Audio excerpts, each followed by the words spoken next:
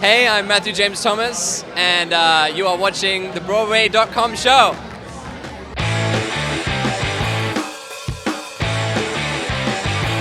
Welcome to the Broadway.com show, our weekly roundup of everything happening on the Great White Way, or as we like to think of it, that place where you wish you interned. Let's get started with the news. What's the buzz, Mark? Former Chuck star Zachary Levi will fall head over heels on Broadway for Smash star Krista Rodriguez in the brand new musical comedy First Date. It's a Broadway debut for Levi, who showed off his impressive vocal chops in the Disney film Tangled.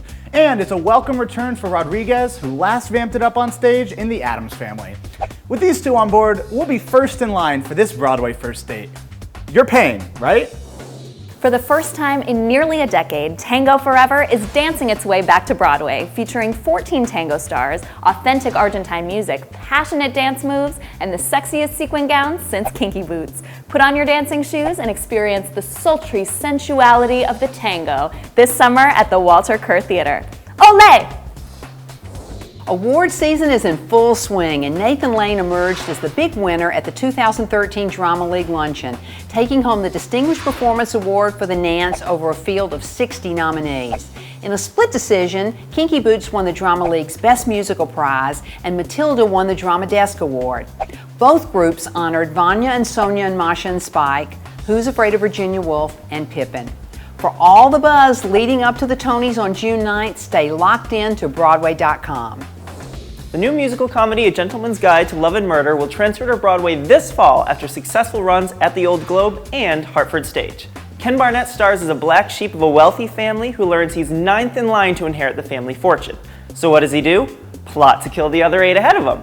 All played hilariously, we hear, by Tony winner Jefferson Mays. Mays, murder, mystery, and music all in one place? We'll be there on opening night. Would you compete on a reality TV show to win back your ex? Me neither. Luckily, we don't have to, because Leslie Kritzer, Rory O'Malley, Lauren Molina, and more will explore this wacky idea in the musical comedy Nobody Loves You. This mashup of The Bachelor, Big Brother, and your weirdest relationship fantasy begins on June 20th at Second Stage, and we're thinking it might be the off-Broadway equivalent of the perfect summer beach read. Hi, I'm Kathy Griffin, and you're watching the Broadway.com show. Enjoy it.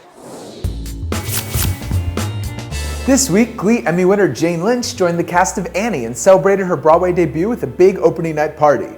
We stopped by the bash to find out which of Jane's famous characters is more wicked, Annie's nasty Miss Hannigan or manipulative Glee coach Sue Sylvester. Find out in this week's Pop Poll. I think Sue Sylvester, she puts the hammer down a little bit more. Oh, Sue Sylvester is much more wicked because Sue Sylvester is stealthy, secretive, manipulative, and Miss Hannigan's just sloppy. She's drunk, she's see-through. Sue scares me.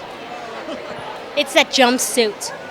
It's a jumpsuit. It zips up. At least with Hannigan, she wears a dress to be free, but the jumpsuit is just scary. It's an aggressive jumpsuit. It's aggressive. Miss Hannigan, I mean, there are poor orphans who have no children, and she's doing awful things too. That's just a bunch of high schooler kids. Higher stakes at Annie. I think maybe Sue Sylvester, because I don't know, Miss Hannigan is more of a flimsy, drunk character, kind of like, get to work. But I think why Sue Sylvester is meaner, because she's more tough on the girls. Sue Hannigan. A little bit of both? A little bit of both.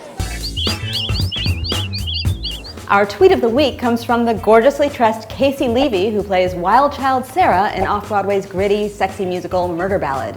Casey writes, "This weather makes my Jew fro straight up orthodox."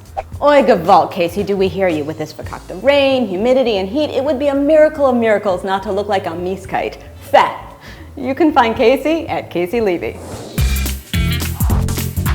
We love asking Broadway's most honored stars the silliest questions with our Secrets of the Tony nominees series. But when Kinky Boots funny girl Annaleigh Ashford revealed her secret dream role, things went from silly to seriously good. She wants to play Charity in Sweet Charity, and we really want her to do it. Let's get on this, Annaleigh. Maybe with the help of your fashion-forward club friends like Breedlove and Lady Gaga, you could bring Charity Hope Valentine right into the present day. We know you already have the right get-ups in your closet.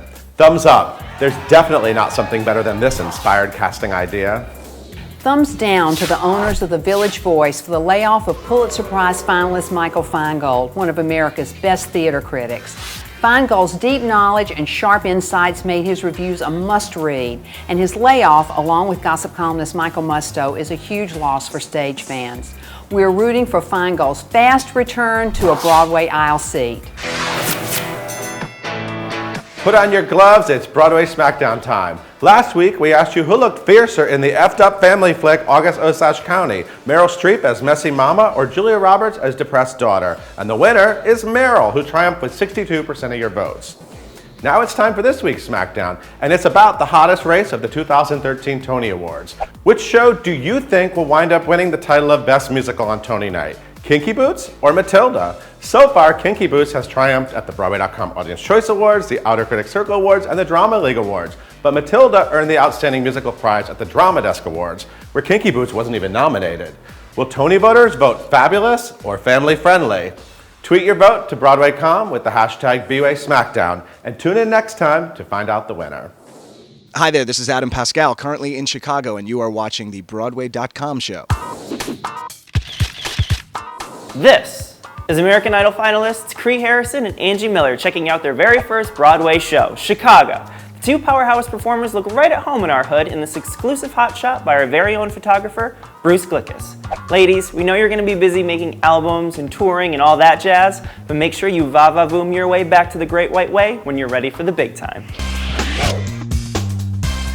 Summer is right around the corner, and some of the hottest shows during the summer season happen outside NYC. This week, Broadway.com counts down 5 regional runs worth a good road trip. Up first is Time Daily teaming up again with playwright Terrence McNally for the world premiere of his new AIDS drama, Mothers and Sons, at Pennsylvania's Buck County Playhouse. Tissues not provided. Mary Poppins star Ashley Brown and Priscilla Tony nom Tony Sheldon join Clea Blackhurst in Goodspeed revival of Hello, Dolly. This classic Jerry Herman tuner is most definitely worth putting on your Sunday clothes and taking a short ride to Connecticut. Next up are Tony nominee Rob McClure and Jenny Powers making magic as Bert and Mary in Mary Poppins at the Muni in St. Louis. Sounds practically perfect. New York is sure to see Jason Robert Brown's musical The Bridges of Madison County, but the Williamstown Theater Festival's got it first. Elena Shadow and Stephen Pasquale star in this weepy romance. Another regional show with Broadway dreams is The Jungle Book, being brought to life by Tony-winning director Mary Zimmerman at Chicago's Goodman Theater. Sounds like a trip to the Windy City is a bare necessity this summer. Broadway is serious business, but there's 2 off-Broadway gents that have made this season way more hilarious. In their delightful show, Old Hats, these silly stars never fail to make us laugh, whether they're running from a giant boulder, making spaghetti, or trying to figure out what an iPad is. So we're bestowing the honor of Star of the Week to not 1, but 2 talented performers, clowning duo and Drama Desk Award winners Bill Irwin and David Shiner. Old Hats is scheduled to close June 9th, but we've got our fingers crossed these clowns and their silly antics will find a home on Broadway soon. Thanks for watching the Broadway.com show. Before you go, we'll leave you with some exclusive footage of Laura Osmus and Victoria Clark from inside the recording session of Cinderella's brand new cast album. See you next week.